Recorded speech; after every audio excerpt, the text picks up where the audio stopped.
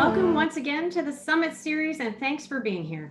I'm Pamela Steer, Chief Financial and Corporate Strategy Officer at Payments Canada. I'll be your host once again and participant today, and we are discussing a very hot topic in payments right now, consumer-directed finance, also known as open banking. We have a lot of ground to cover, but we will save time at the end, as always, for your questions. So please send them through the Q&A box as they come to you on your screen, and we'll try to answer as many as we can while we have the time. There are a lot of questions around consumer-directed finance, so let's get right to the introductions and jump in. Welcome, everyone. Tracy Lagasse, let's start with you. Well, good morning, everyone, and thanks so much for having me here today. I work as the industry executive for Microsoft Canada, covering the FSI market in Canada. So that means I'm working with banks, credit unions, pension funds, insurers, capital markets, coast to coast, helping our customers leverage the latest advancements, whether that be in Microsoft technologies or extensive list of partners, with a focus on advancing digital transformation agendas.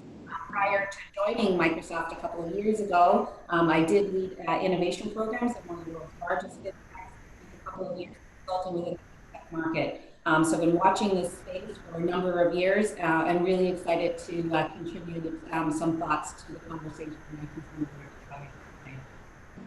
Thanks so much, Tracy. And I'll just ask you to sit a little bit closer to your mic because I think some of our participants were having a little bit of difficulty at times hearing you. Thank you. Next, I will introduce Hamed Arbabi. Please go ahead, Hamed. Morning, everyone. Thanks for having me. I'm the CEO and founder at VoPay, and VoPay is a payment as a solution platform, and we are connecting businesses to banks and payment networks. We enable businesses to have access to multiple payment rails and jurisdictions through a single API connectivity. They basically are able to manage different relationships with payment providers and have access to the single API. Fantastic. Thank you, Bud. And finally, our own Ann Butler. Please go ahead, Ann. Well, thanks very much, Pamela. So I'm Ann Butler. I have, I guess, one of the most fun and challenging jobs that you could have in payments. I have responsibility for the legal function, the research function, and policy functions, as well as working with regulators at Payments Canada, the operator of the core payment systems in Canada. So, as you know, lots of exciting things going on with our modernization program. The discussion we have today is so interconnected with how the overall modernization of payments and banking in Canada. So very excited to have been invited to participate and learn with my co-panelists today. Thanks. Thank you, and thank you all, and welcome today to participate, and let's get started. So the start of 2020 looked like a year for open banking to gain a lot of ground in Canada, and then the COVID hit. So obviously government priorities have changed, all sorts of things are changing. Additional consultations were put on hold until at least this fall, and we're still waiting. So my first question to the group is, what can we do to further the consumer-directed finance cause while the government deals with a global pandemic? And Tracy, we'll start with you, please. Great, thanks, Pamela. And I definitely share the sentiment that you expressed, as well as probably many people that are listening to this webinar today, around thinking that 2020 might be the year that we see some real advancements as it relates to consumer-directed finance. However, it's understandable that the government has shifted its priorities and its focus for this year. But I think it's important to note, though it has been delayed, we did reach a critical point in terms of where the industry aligns. So government, industry, financial institutions around the benefits of consumer-directed finance. There is alignment that empowering the consumers with insights, having a more competitive financial services space, as well as advancing the innovation agenda globally, all benefit and are worth the risks that we still need to work through. So it's a better starting point, I think, as we actually still continue to go through 2020. And as much as the pandemic has had a negative impact or an adverse impact on the government's ability to prioritize this, I would say there's a different story actually playing out in the Canadian market. As Microsoft, we work with financial institutions globally, and a couple of quarters ago, our CEO had noted that he was witnessing 2 years worth of digital transformation in 2 months. Over the weekend, we saw an article in Globe and Mail with one of the large financial institutions. They're citing some of the facts and figures that they're seeing in terms of consumer adoption of digital products and services related to financial services. So what we're seeing in the market is a vast improvement in terms of consumer demand for digital products, an increase in adoption, an increase in awareness, and hand in hand with that is the investment that the financial institutions and fintech markets are making in their data strategies and their data governance. So as we come out of this pandemic, I'm really optimistic that the Canadian marketplace is going to be in a much better place to accelerate. So that being said, we do all have our role, and depending on which seat you're sitting in, it looks a little different. As a technology player, some people who follow this may have seen that we had an announcement in Australia as Microsoft just last week, where our enabling technologies, whether it's cloud, API monitoring tools, security, are really helping accelerate some of the open banking initiatives. If you're a fintech, really prioritizing those high value consumer products and services that are helping customers navigate this pandemic. And of course, the banks, especially in Canada, they are the data custodian of financial data in Canada. You know, prior to the COVID, you know, it had been said they were data rich, maybe insight poor. But now the banks have ground to make up in terms of revenue. They have investments that they made in data, and they have a real ability to provide insights to consumers and accelerate some of these insights through partnerships. So I think the role banks can play is leveraging their new access to data, accelerating new products and partnerships with other financial institutions or third parties that are also looking to bring new services to the market. Fantastic. Well, thanks for that, Tracy. There is indeed lots going on. Anne, over to you. Your thoughts. Thanks. I think Tracy makes great points around what has actually happened during this pandemic in terms of the transformation of the banking sector, payments, and the data economy. I want to make sure as I talk about this, that I'm clear that I really respect the amount of effort and work that our regulators, the Department of Finance, the Bank of Canada have done to respond to the pandemic. So, you know, I know we talk about the opportunity we were hoping for in 2020 for open banking, but I also recognize the massive amount of work that our colleagues at those organizations and others in government have put in to be able to support the Canadian economy, businesses and individuals through this period of time. And so, you know, the pragmatist in me says, while they're doing that work, what's the work that we can do to continue to advance this file to make sure that when we come out of the pandemic, we really are ready to take advantage of these opportunities. And I think Tracy spoke to a lot of those from a business perspective. And I thought maybe just to speak about a couple of other things that I think are really important, where we really can, as an industry, be working to advance the priorities for consumer-directed finance and the related regulatory changes that I think are important to also underpin this. And in that regard, I think about the Retail Payments Oversight framework. Not surprisingly, I'm a payments person, so I'm going to be thinking about that regulatory environment, as well as opening up access to our payment systems long-term in our modernization program.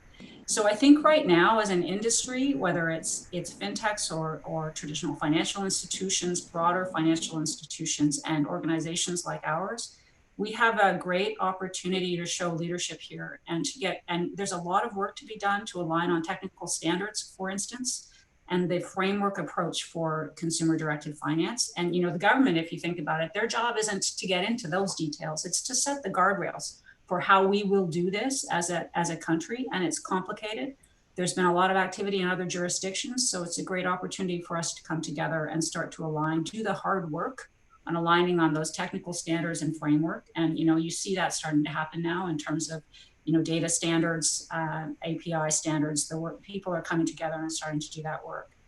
And I think, Pamela, the other thing that I believe is really important for us to do as an industry is to think about how we educate, you know, the ecosystem. And I know I'll leave for Hamed to speak about his space in consumers and businesses, but for me, I think about the responsibility to make sure that our lawmakers, so that's, you know, our government agencies that are involved in data, in banking and payments, and also the, you know, the lawmakers, the politicians that are actually going to have to dig in and understand and support this, to understand the opportunity for the Canadian economy, and to understand what happens if we fall behind more internationally. And so I think there's a really great space for us from an advocacy perspective as well. Fantastic. Thank you. And Hamed, your thoughts? Yes. As Tracy mentioned, that we understand the government focus has shifted toward dealing with the pandemic crisis. And from my point of view, I don't think this will become a priority in the next 12 months. But we have seen at the same time in the past that innovation lead and regulation follows. So there is still that there will be that gap in the meantime between how companies such as Flinks, Fiserv, Plaid will charge forward in the space until the regulatory framework basically shapes and come in place. So at the same time, what I think is that we should focus on consumer education, because there is a lack of understanding for consumers how they are sharing their data and what information they are sharing with third parties. And there is a demand. So it's becoming a normal for consumers to log into their bank accounts, provide their information to service providers.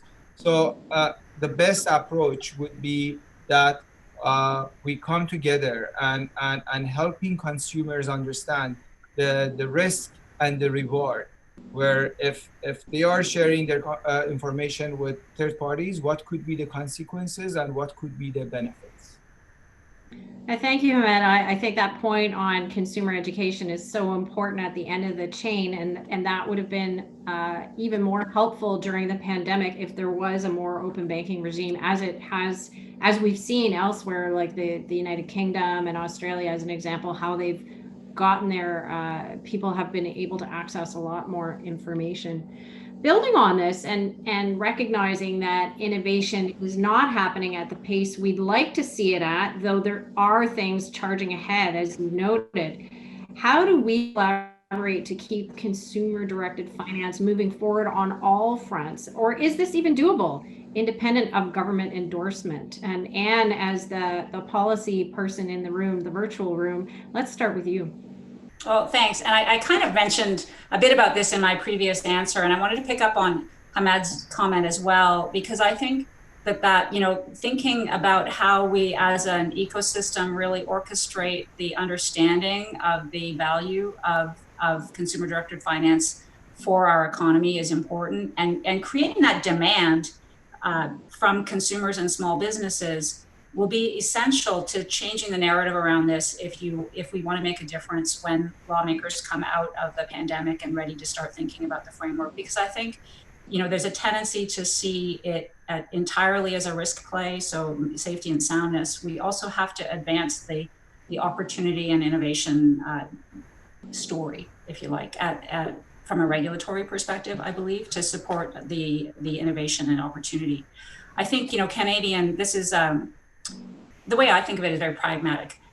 This is happening around the world in other markets. There are financial institutions that are, in other markets have already learned and have developed, and fintechs have developed great products and services that are being built out. So it's not a Canadian thing. It's how to get it right in Canada, given our current paradigm. And so I think that it's important that we really do lean in and take the responsibility that we have to make sure it's designed appropriately for Canada.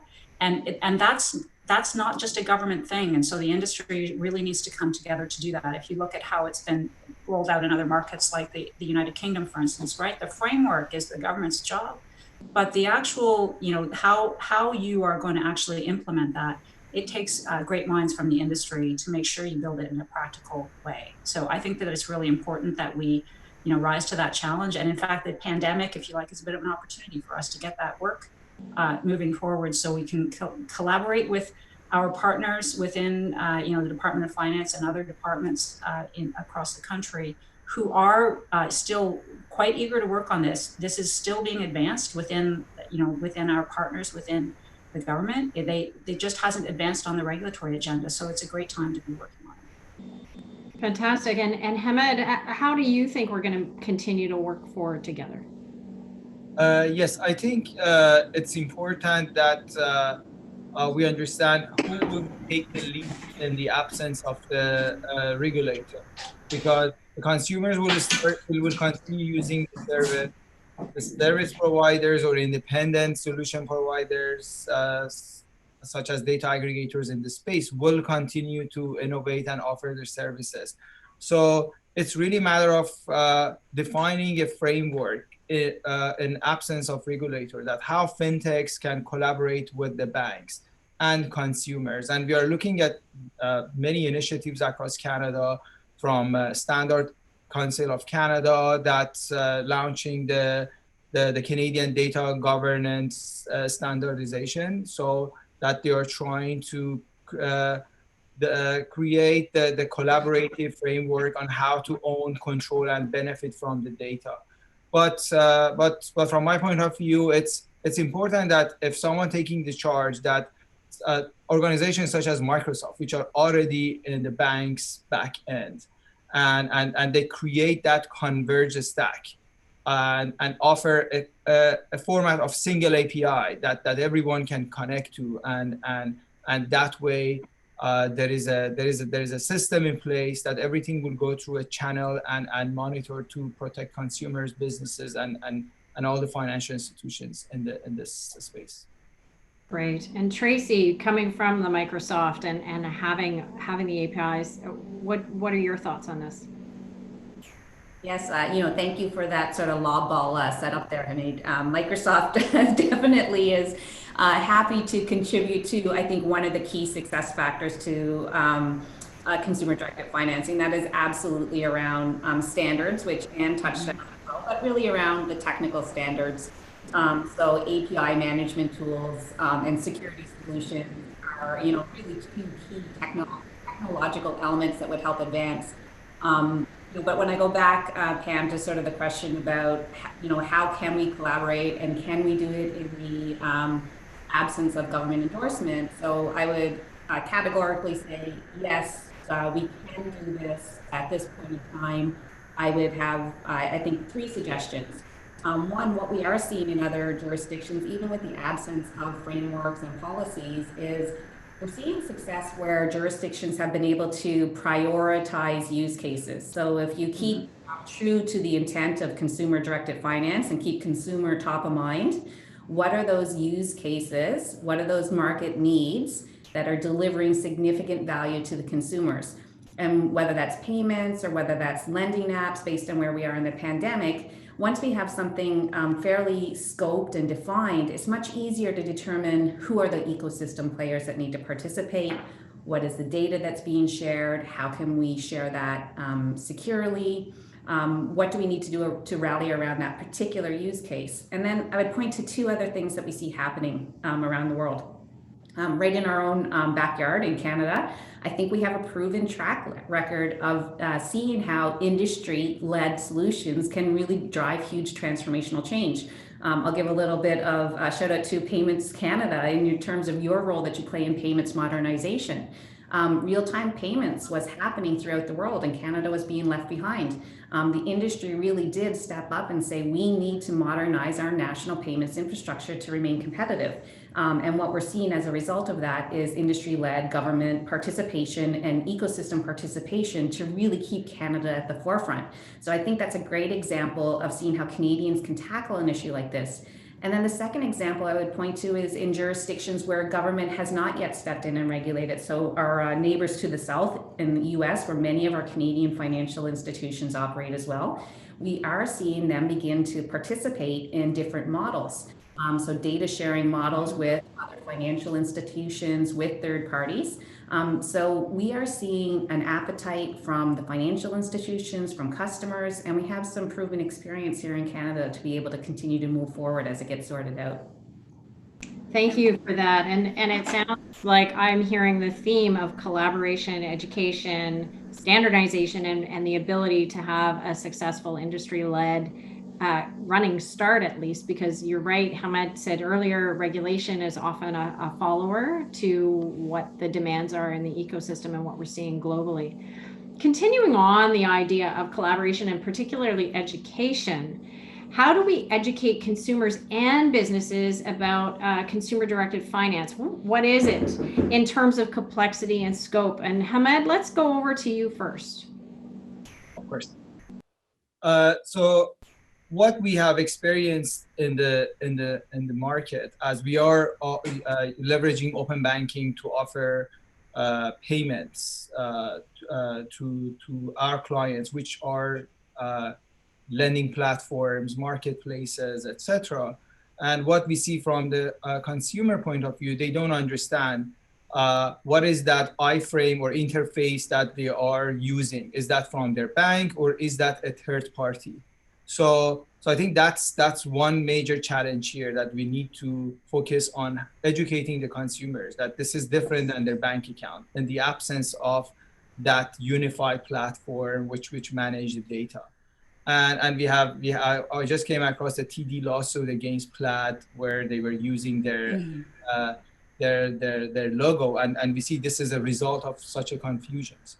And we see consumers make the decisions based on their needs. So we have seen in the lending space, if a lender mandate the customer to log in and provide their information, the customer does not have a choice because they need to get access to the service, or at the same time, they need customized services. We see investment platforms such as Wealthsimple that they need to have access to your data and offer you a customized investment solution. So it's very important that we help the consumer to understand the difference between their bank and the third-party providers, and how they are sharing their data with the third parties, and at the same time trying to define a structure where the third parties who have access to the data manage the data properly. Thanks, Hamed. Tracy, what are your thoughts about that? Yeah, I would say, one of the things I think that makes consumer education challenging at this point in the journey is that we ourselves are still defining the scope of what consumer-directed finance is. Yeah. So we don't know, from a use, is it for personal? Is it for business? What data is actually being shared? How's it being used? What are the actions? So, I could park that and say, okay, we have a little work to do to define it for ourselves before we can educate consumers. But that being said, we know that well over 4 million Canadians, and I don't know what that number is now, are already using what was open banking, but now consumer-directed financing. And to Hamed's point, I'd be really curious to know the level of awareness that all of these Canadians currently have in terms of who is holding their data, how their data is being used, potentially what risks they've exposed themselves to when they actually signed up for these services. And so I think when we talk about consumer education, we can't do so without talking about consumer protection, and realizing that education is by no means even close to a replacement for the need for some sort of consumer protection within this space. I saw the same article within CTV regarding a large Canadian bank and a lawsuit with one of the large data aggregators. Knowing this panel was coming up, it had me thinking, okay, well, we are seeing some media awareness in terms of educating consumers, although lawsuits are likely not the way to go for education. But what I found really interesting was the ask. And the ask really was pointing out that everybody in the ecosystem, so third-party aggregators included, have an obligation for transparency. So that would be the second theme. So consumer protection, and then the second thing would be transparency. Everybody that participates in the ecosystem has an obligation towards transparency. So consumers are aware who has their data, how it's being used, and what risks. And I do think, and this goes back to, I think, the nature of this panel, I don't know that we can create all of that on our own. It does have some sort of centralized, whether that be industry-led or government-informed centralizations, so that we have standards around security, interoperability, data access, data rights, things like that. All right, and Anne, with all of that leading towards, I think that the R word in regulation with protection and standards and what we do at Payments Canada, certainly your word on that. Yeah, I think the call outs around consumer education and awareness around what's happening with their data are so important. And, you know, I might park, Pamela, for if we have time later in the session, for I wouldn't mind commenting around, you know, the complexity of the Canadian regulatory environment and why, you know, we need to have a combination of government and private sector to really build it properly. I think what both speakers have really called out effectively is this challenge when you're dealing with consumer data and consumers right now, I would say, and this is me speaking as a Canadian citizen, not as a privacy law expert, that's not my specialty, but I'm curious and follow this. I think there's a real gap between what we understand about what's happening with our data and what's actually happening with our data. And if you think about how easy it is to click okay, not read the privacy disclosures when you're downloading an app, when we're taking an action. There's a real concern when you start talking about financial information, about what do consumers really understand is happening with their data, and what risks are they taking without their knowledge with respect to that data. And it comes down to that, you know, if you look at what's been a lot of the commentary around open banking submitted through the consultations is, you know, how do we make sure that there's truly informed consent and understanding about what a consumer is consenting to in this process, and that they truly understand the risks and who's on the hook if there's a problem. And that comes down to, you know, our own legislation right now, PIPEDA, the privacy legislation, really wasn't built at a time when this was contemplated.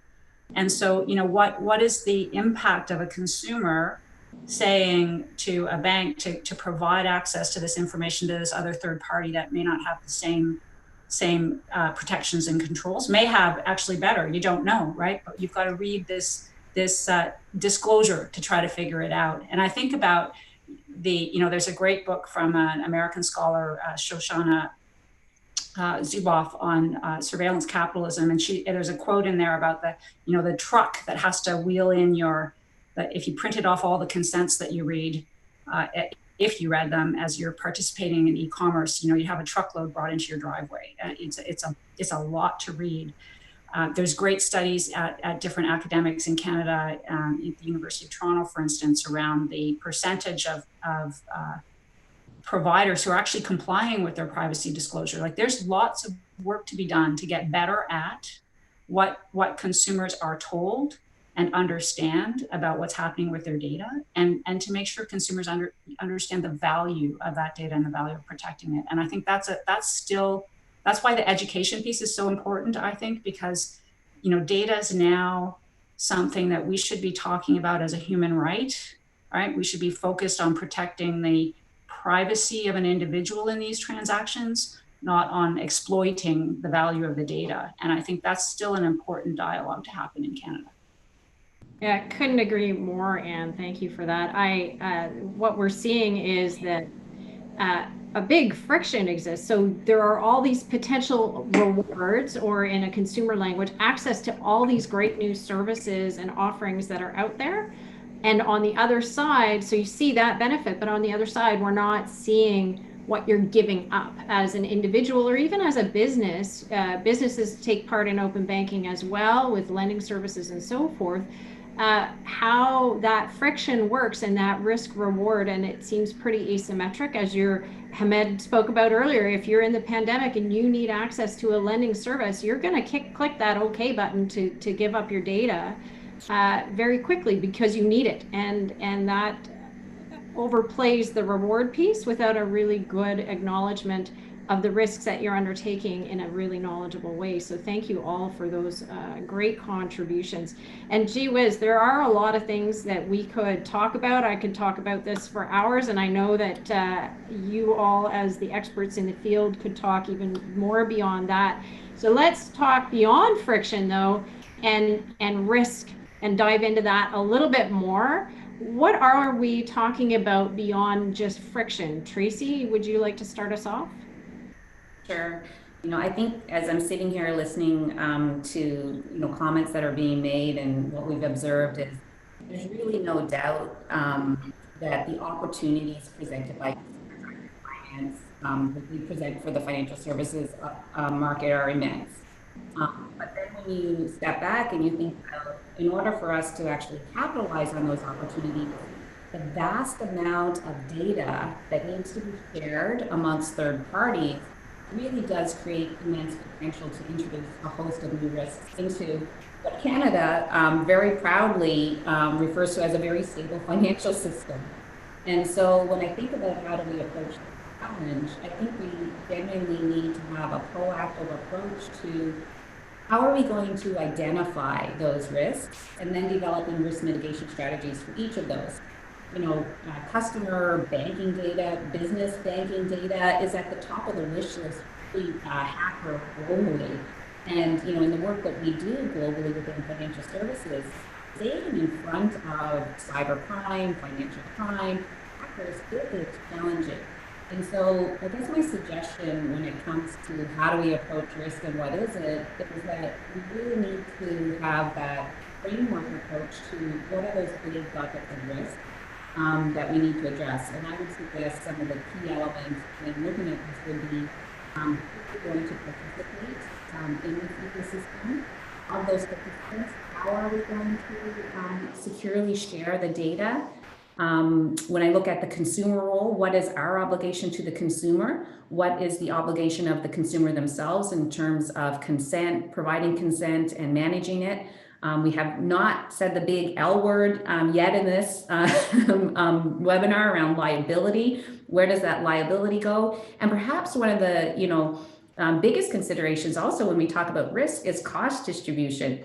Managing risk is complex and it's expensive. So what is the actual business model, the commercial entity, the distribution, the cost that's going to go along, and who's going to bear that for really enforcing appropriate risk management strategies?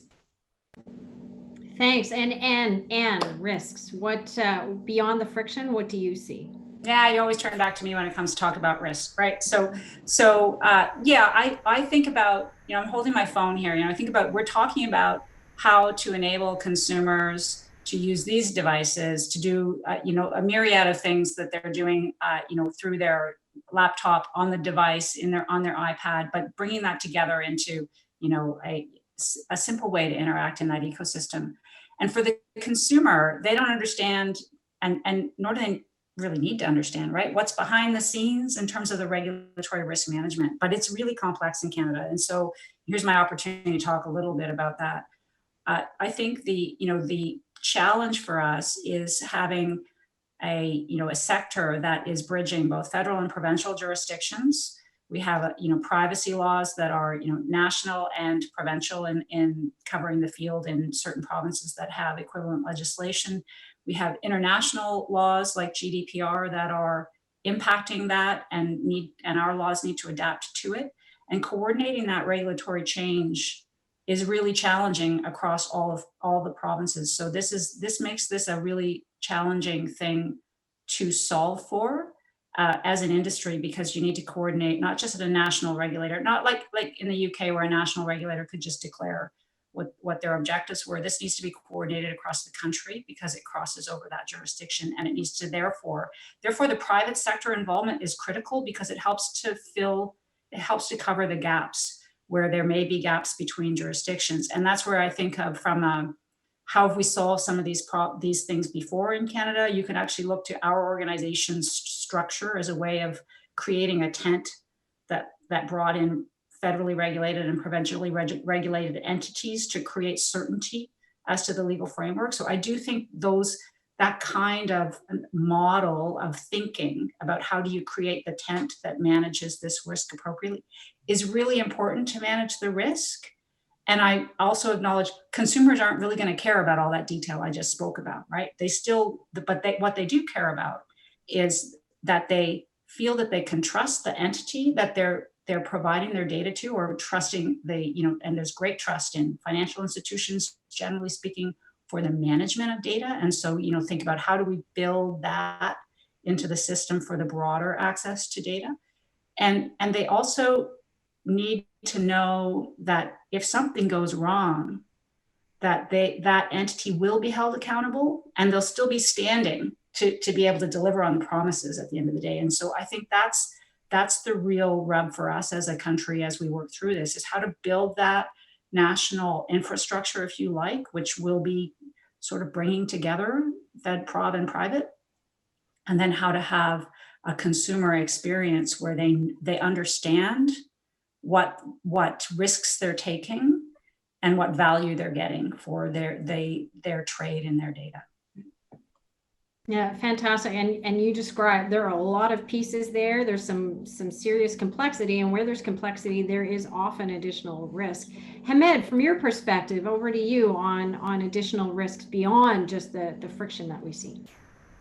Yes, so we know that the data is growing around the world. So the consumer data is we contribute to our cell phones that are downloading the apps, giving permissions to different apps to use our data. And I come from a telecom background, which I've seen the transition from where telcos were not sharing data with any third parties, and now you just give access to any part of your cell activities, browsing data, location, etc., to any third parties by just downloading the app. It's set by default in your phone.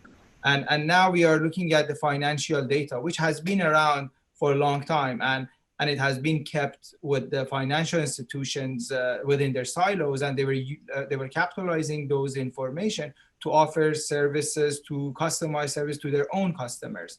And now the fintechs or open banking aggregators of the world have realized the opportunity and started capitalizing on that data by offering service to third parties, which add risk. The more layers you add to this distribution of the data, it creates more risk. Now it's a data aggregator that scrape the data, do screen scraping in absence of APIs, consumer login, provide the information to another third party, which hosts the information on their environment. And no one knows how they are managing that data.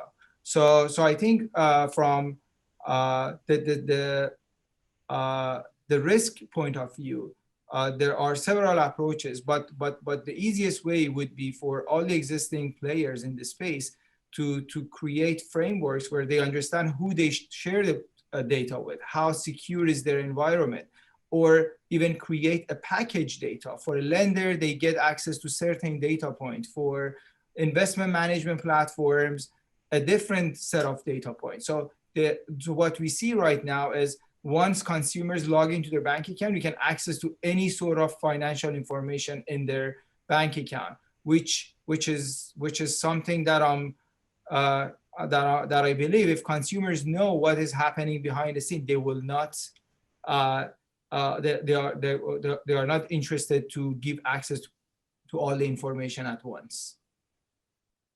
I think that's a very good point, Hamed, and it's difficult too, because the more links, of course, you provide in any chain, the more vulnerabilities. And then, as one always says, the weakest link is where it's going to break. And people who are maybe have underhanded plans, they're going to know where to go. And so they're going to exploit those weaknesses. And we've seen evidence of that, unfortunately, with a number of breaches over in recent years, for sure. So there's a definite tension there that we're seeing.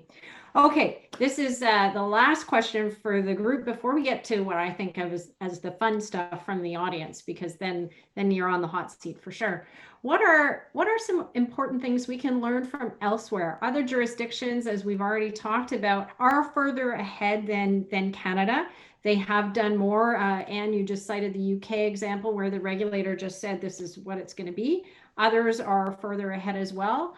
What makes us unique in our journey, and what can we learn from our international neighbors? And Anne, I will start with you, please. Sure. I mean, it's a big question. I talked a little bit already about what's the complexity of the federated system in Canada. So that's, a different context than some of the other countries we've been talking about. Perhaps the European Union is a good place to turn, because you're dealing with countries that have to come together.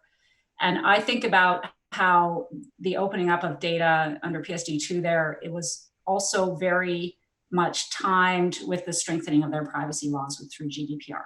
And so I do think it's important as a country that we are thinking and turning our minds, as I said earlier, to the privacy issues associated with this. And the consumer protection issues we've all been just talking about in Hamad's most recent comments about what, like consumers not really being aware of what they're doing when they're allowing scraping to happen in terms of access to their data. So there are some areas that commentators have indicated our privacy legislation can be strengthened. So clarity around this consumer data right, our right to tell a provider to provide that information to somebody else, and what the knock-on implications are for the L word liability in terms of the original custodian and the entity to whom it is transferred at the direction of the individual. I think there's a lot of advice around strengthening the powers of the Office of the Privacy Commissioner in terms of enforcement as well, that you'll read about in terms of suggestions around changes to the governing legislation. And so I think that that's an important thing, and it's been called out in all of the federal government papers, Senate and the Department of Finance and the commentators. So there's great rich advice in that space. I think the other thing that I think is important to learn is to turn to another country, Australia, and say, well, how did they think about data rights generally, and as opposed to open banking or consumer directed finance? And this is where I think, given sometimes being a little bit behind in the show is helpful. So you can look at what's happened in other countries and say, as we're thinking about this consumer directed finance, how do we think about consumer data rights more broadly? Because as we move forward, we're going to have 5G, Internet of Things. We're going to have payments are going to be disappearing in our lives in that world, and data, and there will be massive amounts of data in various places around our financials, around our activities, around our behaviors. And I think it's important to be thinking about a framework that can actually stretch and grow and fill the space in that data right of a consumer as a whole, not just financial data. We should be thinking, have that as a backdrop as we're doing the thinking, because I think you don't want to be in another 10 years saying, oh, we didn't make the right amendments to PIPEDA because we're stuck and can't solve for this thing in telecom or whatever it might be. So I do think there's a real opportunity for us to learn from that. And it's complicated, it's not easy, but I think we should be trying to build our framework in a way that it will be protecting consumers in the long term in broader data rights as well. Fantastic. So Hamed, your experience and perhaps VoPay's experience or learnings from looking at international approaches. Yes, so we understand the consumer direct finances or open banking is a hot topic globally, and we have seen governments have taken different approaches. So we have a market approach versus the regulatory approach.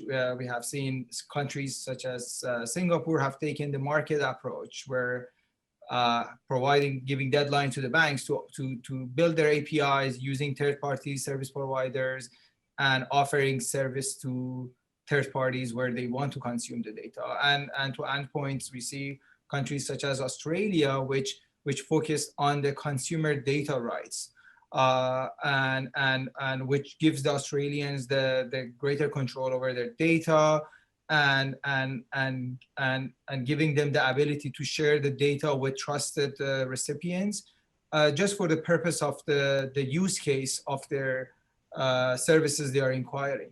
And in Canada, it's really so this might in Canada we might come with a different approach. It's not necessarily a regulatory or the market-based approach, but we have to understand the consumer needs and how they educate them on how they will be sharing their data with third parties, and how they can have control over their data. Okay, and Tracy, final word from you. Sure. I'm happy we have Anne on the call to sort of explain and address sort of those complexities that exist within the Canadian regulatory environment. It definitely has shown up in terms of how long it is taking us to approach this topic in Canada. But really important. And I think I would be really aligned with, there are key learnings from these jurisdictions, as Hamed and Anne have pointed out. But maybe for my answer, I'll focus a little bit more on why I think Canada is unique. And so even though we can take some great learnings from other jurisdictions, Australia, Europe, Singapore, there is some uniqueness beyond, I think, some of the factors that Anne had pointed out that really are going to demand that we approach this in our own unique Canadian fashion. I mentioned it, I think, earlier. Canada is very proud and very protective of the very stable financial system that we have here. And in the second consultation report, it was also highlighted that whatever we do in this space really needs to keep that protection in mind while still inspiring innovation. I think in Canada as well, our consumers still have a high degree of trust with their financial institutions, whether that's credit union, whether that's large bank. And especially as Canadians navigated their way through the pandemic, and the banks efficiently provided access to stimulus and relief programs, they become, even more of a trusted partner in financial stability in Canadians' lives. I also think that the coincidence or alignment of Canada going through payments modernization at the same time as we're thinking about consumer-directed finance is really interesting timing. In terms of the change and the data and the services that are going to be available as we continue through this modernization. And then I guess on the challenge side of it, because I think those are all amazing attributes. On the challenge side, we can't ignore that this is about financial data, banking data, and in Canada, we have a small handful of financial institutions that really do hold the bulk of this financial data and have held the reins, the purse strings on how that data is used, how it's accessed. And similar to some of the decisions we did have to make in the payments modernization journey, Canada doesn't have really clear, I would say, definitions on financial services businesses. So we will have to do some work in terms of defining what is a financial institution, who is a financial services provider, who within that ecosystem has the right to play, how will they gain the right to play. So that's, I think, something that's going to have to be created through industry-led or government-led frameworks and policies. So I would say, in summary, since I'm the last on the panel, though, I would take some of those positives that we've talked about and the lessons learned, so the stable financial system, the consumer sort of new demand for digital services, trust in their financial institutions, payments modernization. I think if we combine all those factors and based on where the world is, Canada has an opportunity within consumer-directed finance to be a global example of how do you empower consumers through insights in a safe, secure manner and do it in a world-class way. So I'm quite optimistic based on the timing and how events in the market are lining up for Canada to accelerate this. Of course, where we started this was once the government is able to refocus this as a priority amongst their agendas. Fantastic. And that's ending that question on a real up note, which is great. Our trust in our banking system, and in my international travels, I have certainly seen lack of trust in what it does in other jurisdictions when you don't trust your financial institutions. So great opportunity that Canada can be the example. And now my favorite part, we're on to the hot seat. So we have a lot of good audience questions, and thank you very much to our audience again. Continue to put your Q&As in. I'm going to start with a quick snapper. I'm going to go to each of the three of you for a very quick one-sentence answer, or maybe two sentences. What will take longer, government approval or consumer understanding of open banking? And Tracy, we'll start with you. Oh, that's a tough one.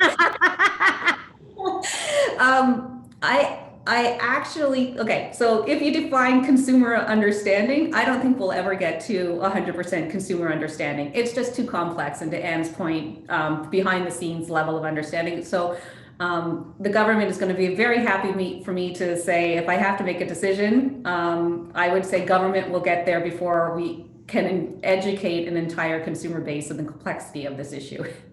Fantastic. Hamed, what are your thoughts?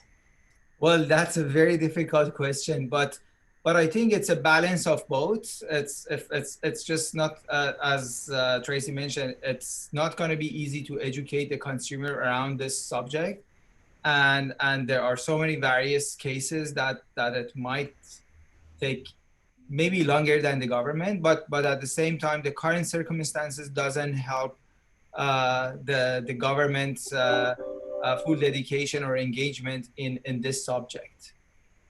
Absolutely. And Anne, what do you think? Government? So or I'm going to side with Tracy on this one. I've been in financial services long enough to say that the idea that we'll ever have, meet our goal of truly educated consumers of financial products or consumer directed financing, I think it's a very uphill battle. Absolutely. Great answers. I know that was definitely putting you all on the hot seat, but kind of fun for me. Second question, and Hamed, I think I'm going to direct this one to you first. What is your perspective on the FDX group and the API standard versus what other Commonwealth countries are doing or have done by creating arm's length government regulators? Any comments? Well, with FDX coming to Canada, which we understand, that's to my point earlier on the webinar, that if there is a single stack or a converged stack of data, that might resolve some of the risks. But at the same time, we don't want to stop innovation and giving opportunity to other companies. So there should be still opportunity for other providers that they can offer services, but at the same time, the FDX could be leading the space for the API aggregated solutions. Okay, great. I'm going to move on because we are getting good questions in here. So the next one is how can we motivate the big five banks to participate and take the lead on open banking and not sit around or wait for government and regulations? Tracy, how about you? Your thoughts on that one?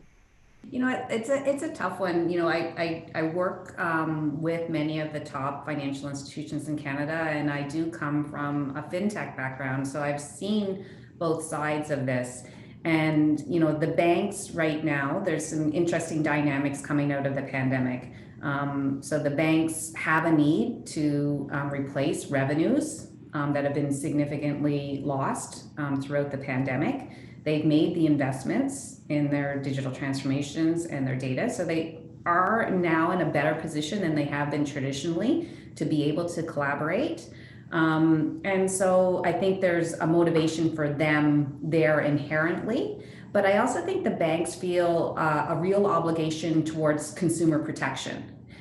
Because even if a consumer signs up for a third-party application, if something goes wrong, I think most consumers still would hold a bank accountable for that or expect a bank to step in because they have that high degree of trust. So I think a couple of things need to be true for a bank to feel more secure in offering more services. And that would be around providing real value to customers. I think they've already accelerated APIs where they see real value for their consumers. And I think we need to address some of those issues around liabilities and transparencies so that they themselves feel as though they're protecting their customer data and customers are aware of where the liability exists if they are choosing to use third-party apps. Okay, thanks very much. Next question, and they keep coming in. They're fantastic. Could an OBIE model from the UK be emulated in Canada to establish a government regulator to coordinate initiatives to develop open banking? If not, what model could work best in the Canadian environment? And I'm gonna throw this one at you. Sure. I guess I kind of made reference to that earlier, that I think there are ways to create that, sort of a big tent industry implementation agency. So that could be fully private sector. that could have government sort of auspices around it. And I used our organization as an example of how the federal government has solved for a problem like that before. So with payments, where you need to have a network where everybody is playing by the same rules to really get the full benefit of that and the safety and soundness, they created this creative thing, which is Payments Canada, which has, you know, all the federally regulated institutions have to be a member. Anybody else who wants to participate in the payment system can be a member, and then we make rules and bind all those members. So that kind of a model would work, could work for this kind of an implementation entity as well, I think, and with government involvement, or, you know, if there isn't government involvement, it would maybe take a little bit more energy to get it all coordinated. You know, from, you know, bring everybody together, you might have different versions, but there are, you know, using a model like that where people come in, agree to be bound by the rules, and there are consequences if you're not bound by the rules, right? And that's that liability issue that Tracy has indicated, right? People participating need to know the rules, they need to show that they can comply with the rules, and the individuals that they have as customers need to be protected through that system. And that, I think, is key to making it successful. Okay, thanks, Anne. One more question. How do we manage the risk that open banking will permit the incumbent banks to control and track customer data as generated by the fintech challengers? And Hamed, any thoughts on that? Well, I think if I understand the question correctly, I think for the banks, protecting the consumer data, it only happens when they know when the consumer data has been shared with third parties. And at this point of time, which the screen scraping is a leading model for many of the service providers, and it's a consumer-driven initiative where they share their data by providing their username and password or login to the third parties. Banks will not be able to offer any protection to the consumers, and it might be more of a reactive approach that someone realized that there has been an issue, and then now the bank has to look into that problem. But it might be something that down the road we can look into once there is the data has been shared by the bank, which they are coming up with the required policies for that.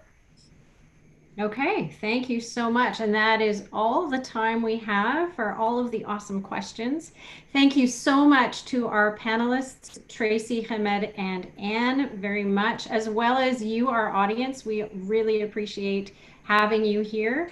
And we hope you found this engaging as a session, as I certainly did. I think this conversation could have gone on for hours.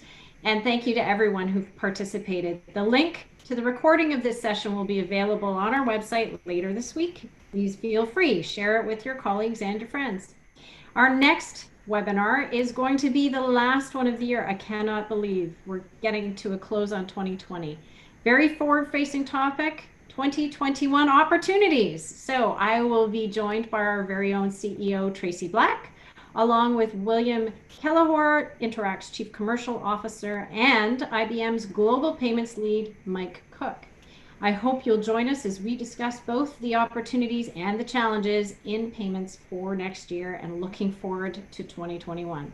You can register, as always, on our website, thesummit.ca.